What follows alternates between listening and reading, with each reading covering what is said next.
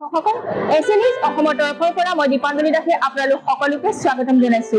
প্ৰিয় দৰ্শক, বিশ্বৰ তত্ত্বদৰ্শী সন্ত ৰামপাল মহাৰাজে সদায় সমাজৰ কল্যাণৰ কাৰণে কাম কৰি আহিছে। তেখেতে মানৱ কল্যাণ তথা বিশেষকৈ কৃষকৰ কাৰণে যিখিনি কৰ্ম কৰি আহিছিল, তেখেতলোকক বানপানীৰ পৰা যিদৰে উদ্ধাৰ কৰিছিল, সেই কৃষকসকলে হওক বা সমাজৰ বিভিন্ন ব্যক্তিসকলে হওক তেখেতক বিভিন্ন সন্মানেৰে সন্মানিত কৰিছে। তেখেতেনো কেনেধৰণে কি সন্মান প্ৰাপ্ত কৰিছে আহকচোন আমি আপোনালোকক এতিয়া দেখুৱাবৰ কাৰণে লৈ গৈ আছো। গতিকে আহক আমি চাওঁ। আমি ইয়াত এগৰাকী সেৱাদাৰক দেখিবলৈ পাইছো। আহকচোন আমি তেখেতৰ সৈতে বাৰ্তালাপ কৰো আৰু এই বিষয়ে কিছু কথা জানো। नमस्ते सर। आप लोग के गुरु संत रामपाल जी महाराज को इतने सारा सम्मान मिला है, किसके लिए मिला है, इसके बारे में थोड़ा हमारे दर्शकों को भी बताइए। जी जी, ऐसी बात है जो हिंदुस्तान के सारे स्टेट में जो बाढ़ की व्यवस्था थी, उसके सारे किसान आत्मदाह करने को उतारू हो गए थे। उस परिस्थिति में हमारे गुरु जी ने किसानों की जो मदद की, मोटर पाइप पेड़ केबल से उससे देकर जो मदद की, और उसके आने वाले किसानों का जो अपने आत्महत्या करने से बच गए, और से जब गुरु जी हमारे जेल से जब बाहर आए तो किसानों की जब जानकारी हुई तो किसान लोग अपने सम्मान में कोई सब पुरस्कार जो पगड़ियाँ दी है, किसान सम्मान रत्न संज्ञा दिए हैं, किसान गौरव सम्मान से सम्मानित किए हैं। ये सब गुरु जी को जो कार्यक्रम दिए हैं, किसान जो सराहनीय रहा है। और किसान गुरु जी को हमारे भगवान स्वरूप में देखते हैं और भगवान के रूप में बंदी छोड़ कर नारा लगाते हैं। বিশ্বৰ তত্ত্বদৰ্শী সন্ত ৰামপাল মহাৰাজ হৈছে এনে এজন মহাপুৰুষ যিজনে নিজৰ সত্যভক্তি তত্ত্বজ্ঞান কৰুণা আৰু সেৱাৰ বলত সমাজত এক নতুন আদৰ্শ বলবৎ কৰিছে।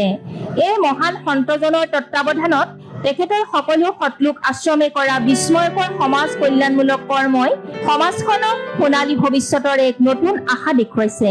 সন্ত ৰামপাল মহাৰাজৰ ওচৰত দীক্ষা লোৱাৰ পাছত লাখ লাখ লোকৰ কৰ্কট ৰোগ, এইডছ আদি দুৰাৰোগ্য ৰোগ নিৰাময় হৈছে।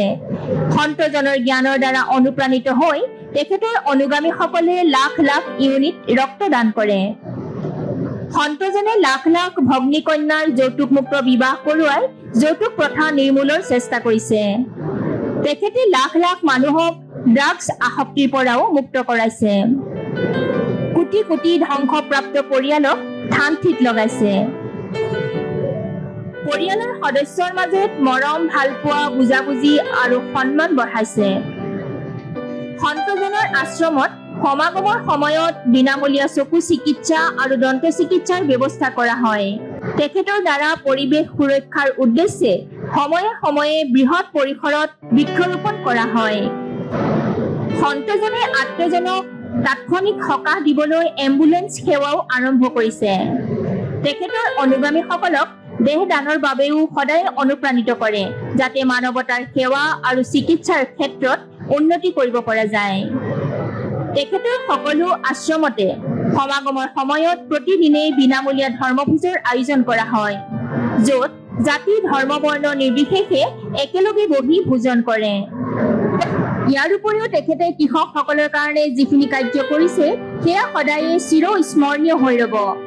তেওঁলোকক বানপানীৰ পৰা উদ্ধাৰ কৰি জীয়াই থকাৰ এক নতুন আশাৰ পথ দিলে, যাৰ বাবে কৃষকসকলে তেখেতৰ প্ৰতি চিৰ কৃতজ্ঞ হৈ তেখেতক বিভিন্ন সন্মানেৰে সন্মানিত কৰিছে। তেখেতৰ সমাজ সংস্কাৰমূলক কৰ্মৰাজি সমাজত এক নতুন ইতিহাস ৰচনা কৰিবলৈ সক্ষম হৈছে। তেখেতে লাভ কৰা মুখ্য বঁটাসমূহ হৈছে কিষাণ মছিহা, কিষাণ ৰত্ন, ধানালা ৰত্ন, ভাৰত গৌৰৱ, মানৱতা ৰক্ষক, কিষাণ ৰক্ষক, জনসেৱা ৰত্ন ইত্যাদি।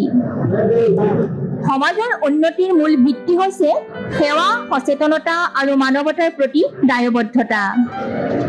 সমাজ সেৱাৰ ক্ষেত্ৰত যিকোনো পদক্ষেপ যদি মানৱ কল্যাণৰ বাবে হয়, তেন্তে সেয়া সমাজৰ বাবে সদায় এক ইতিবাচক বাৰ্তা কঢ়িয়াই আনে।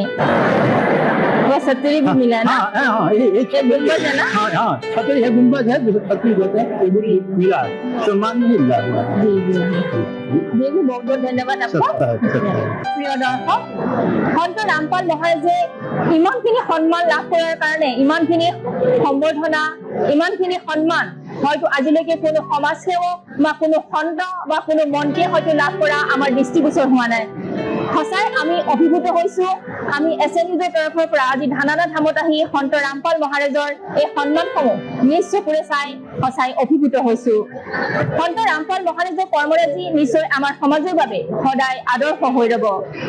প্ৰতিটো সত্য বাতৰিৰ বাবে চাই থাকক এছ এ নিউজ অসম।